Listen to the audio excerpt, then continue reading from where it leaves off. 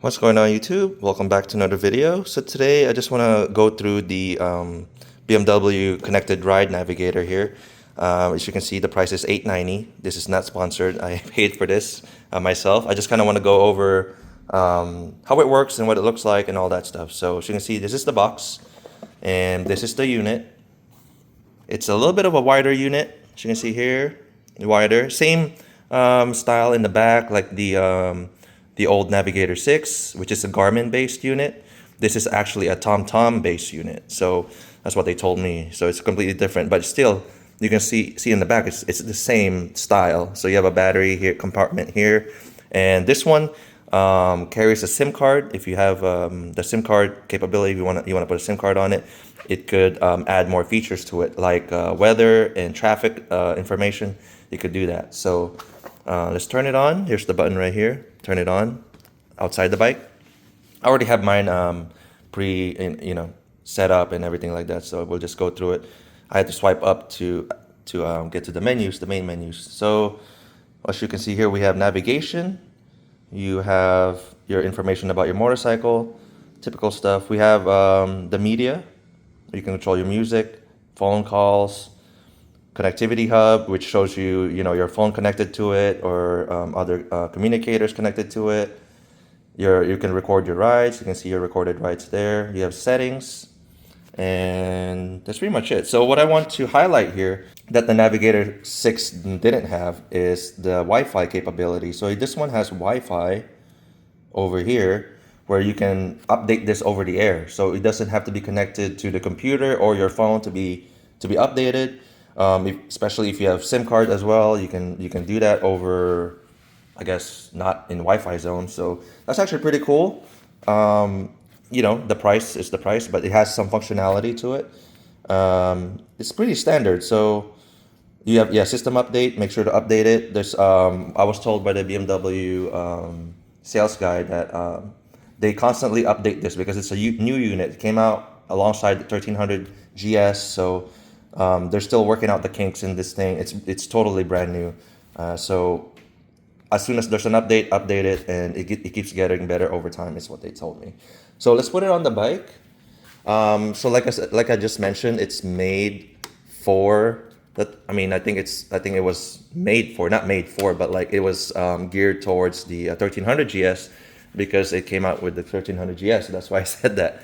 But it still works with the 1250 and prior that has the navigation cradle here. So, but keep in mind, the unit is wider than the Navigator 6. Okay, so some BMW motorcycles have a shroud around their cradle. So keep that in mind because this is not gonna fit inside that space. So you got to figure out how to kind of space it out of that kind of molding of plastic that they have. I think the RTs is what I'm talking about here. So let's turn it on and show you guys how it works. So it turns on, it kicks on. It tells me the bike is connected. This is my bike. And let's switch to the nav. That's by holding this up button. It will switch to the nav controls. So I like, I buy these GPS units. It's arguable that people don't like them. They complain like for the money, you can get a better one like a Zumo XT, XT2. That's true. I just personally, for me, this is my personal take, is that I like the seamless integration with the motorcycle and added features like the telemetry readings and your info onboard computer and stuff like that. You can argue, yes, you have an onboard computer in here in the TFT itself already, but the new feature that I know it's too shallow, but the new feature that I liked about this one is the lean angle sensor that the GS doesn't have by default. So you can probably add this in here somehow.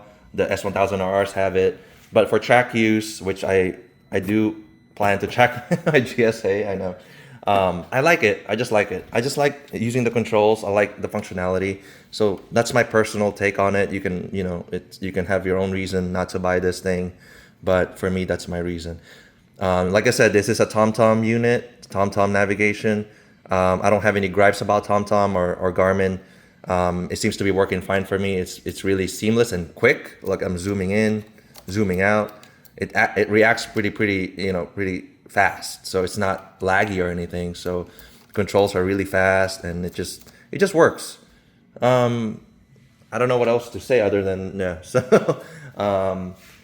other than that, let's go over what you can get with the box. So this is the box, $890. You can see there, plus taxes is probably like $900.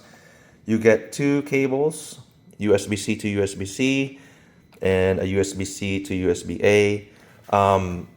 Like I said, this updates over the air, and you don't need to connect it to a computer or your phone to update. So I think this is just supplemental. So maybe if you want to charge it outside of the bike, you have a capability to do a USB-C to USB-A connection, a USB-C to USB-C connection. You also have a sock, pocket sock. The Garmin Nav 6 has a harder case. This is just a soft case basically, and you get a screwdriver to open the battery compartment and SIM compartment. So other than that, I think that's pretty quick and easy. I don't have much else to say about it. Like I said, you can get either, for the same price, really, honestly, you can get a Garmin Zumo XT, which is like so much more functionality. I think it has like off-road maps and things like that. Like it's just a more robust and unit overall. But for me, I just kind of like having the functionality integrated on the bike and things like that. So you can connect the BMW Connected Ride. There's so many connections you can do. So your phone app, you can do that, which kind of replicates what this already does. But this has the telemetry and things like that. So you have the connected app, you have this one, and you have this one. So it's a lot of connections, which is kind of making me confused. So it's really up to you if you like that. But I kind of want to just show you guys how it goes and what's the difference. The main thing is, like I said, it's a bigger screen. It's a nicer screen, but it's a wider screen. For bikes that have the cradle floating like this, it's no problem at all. But for the ones that I mentioned, like a RT that has a shroud around their cradle, or maybe, I don't know if the other baggers have it, keep that in mind. Maybe you have to space out your cradle with some washers, kind of push it out to so that you can fit the nav. But other than that, yeah, I guess thank you guys for watching. If you guys have any questions, let me know. Yeah, so it's truly basic. It's expensive, but if you like it, then that's all that matters, right? So, all right, thank you guys for watching. I will see you guys in the next video. Let me know what you guys think about this navigator. Do you like it or not? And like and subscribe. Thank you.